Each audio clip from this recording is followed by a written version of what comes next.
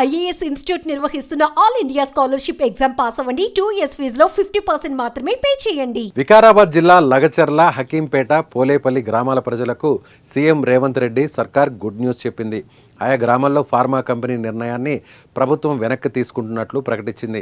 Pharma కాకుండా వేరే కంపెనీలైతే స్వచ్ఛందంగా తామే భూములు ఇస్తామని ప్రజలు చెప్పడంతో అక్కడ ఇండస్ట్రియల్ పార్క్ ఏర్పాటు చేయాలని ప్రభుత్వం యోచిస్తోంది. ఇండస్ట్రియల్ పార్క్ పేరుతో కొత్త నోటిఫికేషన్ త్వరలోనే ప్రభుత్వం విడుదల చేయనుంది. టెక్స్టైల్ కంపెనీలకు ప్రభుత్వం ప్రాధాన్యత ఇవ్వనున్నట్లు తెలుస్తోంది. టెక్స్టైల్ కంపెనీ ఏర్పాటు చేసినా ఇక్కడ పొల్యూషన్ ఉండదని ప్రభుత్వం భావించింది. అంతేకాకుండా స్థానిక యువతకు పెద్ద ఎత్తున ఉద్యోగాలు వస్తాయన్న ఆలోచనతోనే ప్రభుత్వం ఈ నిర్ణయం తీసుకున్నట్లు తెలిపింది. భూసేకరణ చట్టం 2013లోని సెక్షన్ 93 ప్రకారం లగచర్ల భూసేకరణను ఉపసంహరించుకుంటున్నట్లు నోటిఫికేషన్ విడుదల చేసింది.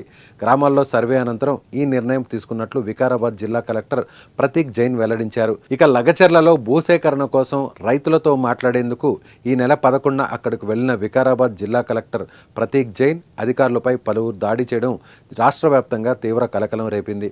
అదేవిధంగా ప్రత్యేక అధికారి వెంకటరెడ్డి ఈ దాడిలో తీవ్రంగా గాయపడ్డారు. కలెక్టర్ సహా ఇతర అధికారుల వాహనాలు ధ్వంసమయ్యాయి.